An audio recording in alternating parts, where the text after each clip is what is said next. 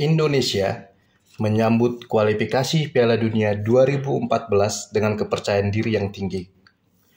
Kala itu, PSSI menunjuk sosok Wim Risbergen menjadi pelatih kepala Timnas Indonesia, di mana ia merupakan pelatih yang kini berusia 71 tahun dan memiliki pengalaman yang mumpuni di Eropa. Sebelum menjadi pelatih, sosok Wim Risbergen ini merupakan mantan pemain Timnas Belanda dan juga mantan pelatih tim muda Ajax Amsterdam, tim senior Groningen, dan juga pernah melatih tim nasional Trinidad and Tobago. Maka dari itu, Indonesia tampil percaya diri menghadapi kualifikasi Piala Dunia 2014. Indonesia sendiri lolos ke ronde kedua kualifikasi Piala Dunia 2014. Kala itu, Timnas Indonesia harus menghadapi Turkmenistan jika ingin lolos ke ronde ketiga kualifikasi Piala Dunia. Duel antara Indonesia dan juga Turkmenistan berlangsung dengan sistem home and away atau laga kandang dan tandang. Kala itu, di bulan Juli tahun 2011, Indonesia berperingkat 132 FIFA, sedangkan sang lawan berperingkat 143 FIFA. Di leg pertama, tim nasional Indonesia sukses menahan imbang Turkmenistan dengan skor 1-1. Dan pada laga kandang di Gelora Bung Karno, Indonesia sukses menang 4-3 atas Turkmenistan, sehingga agregat dari duel ini adalah 4-5 untuk kemenangan Timnas Indonesia. Maka hasil ini membuat Indonesia lolos ke ronde ketiga kualifikasi Piala Dunia 2014. Dan di ronde ketiga kualifikasi Piala Dunia 2014, Indonesia bertemu dengan tim-tim kuat. Kala itu, Indonesia tergabung di grup E. Selain Indonesia, ada juga Iran sebagai penghuni grup E tersebut.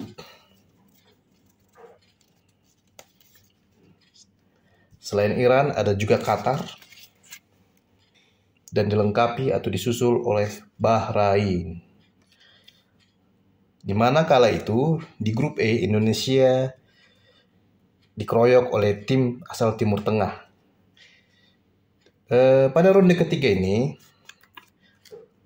Iran kala itu berperingkat 50 FIFA, sedangkan Qatar berperingkat 94 FIFA, dan Bahrain berperingkat 102 FIFA, sedangkan Indonesia kali itu berperingkat 132 FIFA. Peringkat FIFA ini merupakan peringkat FIFA edisi Juni tahun 2011. Sedangkan babak kualifikasi Piala Dunia 2014, khususnya ronde kedua dan juga ronde ketiga, berlangsung di kisaran waktu tahun 2011 dan juga tahun 2012.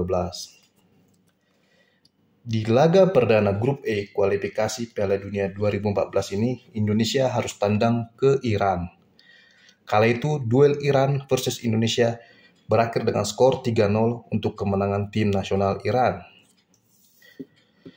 Setelah melawan Iran, Indonesia tampil di hadapan pendukungnya sendiri, yaitu di Jakarta, dengan menjamu Bahrain.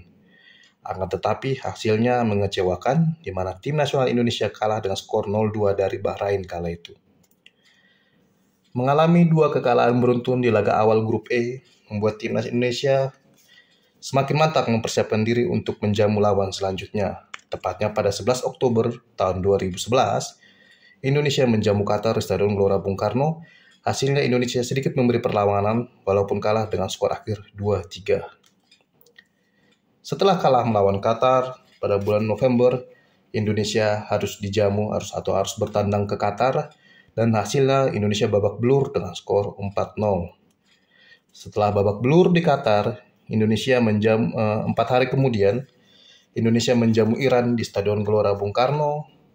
Hasilnya Indonesia kalah dengan skor 1-4 kali itu. Kekalahan Indonesia atas Iran dengan skor 1-4 membuat pelatih asal Belanda tadi itu dipecat oleh PSSI dan digantikan oleh sosok Aji Santoso.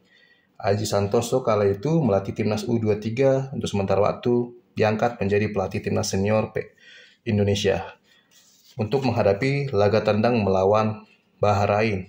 Akan tetapi di laga ke-6 kualifikasi Piala Dunia 2014 ini, Indonesia justru babak belur dihajar Bahrain dengan skor 10-0. Ini menjadi salah satu kekalahan terbesar timnas Indonesia dan juga bisa dikatakan kekalahan atau laga terburuk timnas di sepanjang masa sejauh ini. Indonesia kali itu babak belur di markas Bahrain tidak lepas dari kisruh PSSI. Ketika Aji Santoso melatih timnas Indonesia, PSSI kala itu mengalami dualisme, di mana ketika Indonesia dijamu Bahrain, timnas Indonesia kala itu hanya mengandalkan pemain seadanya karena kala itu ada namanya ada dua liga di Indonesia, yaitu IPL dan juga ISL atau Indonesia Super League. Kala itu pemain-pemain asal Indonesia Super League tidak diizinkan memperkuat timnas Indonesia, sehingga Aji Santoso kali itu hanya memanggil pemain yang bisa dipanggil saja, atau sederhananya Indonesia tampil dengan komposisi yang ada aja kali itu. Maka dari itu tidak heran bahwa timnas Indonesia kali itu tidak berdaya di markas Bahrain. Hasil ini jelas merupakan hasil buruk dari Indonesia, di mana di 6 laga ini Indonesia kalah semua dari tim asal Timur Tengah, baik di laga kandang maupun di laga tandang. Dan hasil tersebut membuat Indonesia menjadi tim juru kunci grup E dengan 0 poin, kalah dari Iran, Qatar, dan Bahrain. Hasil ini jelas membuktikan bahwa Indonesia tidak lolos ke Piala Dunia atau ke putaran final Piala Dunia 2014. Jangankan lolos ke putaran final, ke ronde ketiga saja Indonesia ronde keempat saja atau putaran final saja Indonesia tidak lolos kali itu. Yang lolos dari grup E kali itu Iran dan Qatar ke kualifikasi keempat Piala Dunia 2014 zona Asia. Kita bisa lihat bahwa di kualifikasi Piala Dunia 2014 performa Indonesia memang sangat buruk. Dari segi komposisi pemain kali itu juga Indonesia sebetulnya cukup mumpuni, akan tetapi dualisme membuat kekuatan Indonesia kali itu kacau ya, terlebih di laga terakhir.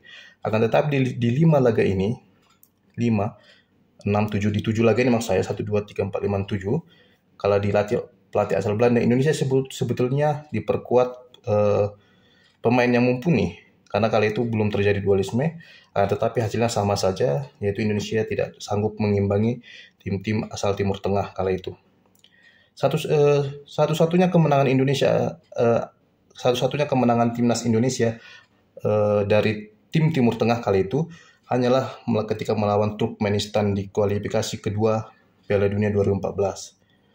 Kala itu Turkmenistan memang di bawah Indonesia di ranking FIFA, akan tetapi ketika di ronde ketiga di fase grup Indonesia tidak berkutik karena lawan-lawan mereka memiliki peringkat FIFA yang jauh lebih baik dari Indonesia. Oke, sekian informasi di video saya kali ini. Jika Anda menyukainya, Anda bisa memberikan like, subscribe, dan juga komen secara sopan dan bijaksana. Sampai ketemu di video saya selanjutnya. Terima kasih.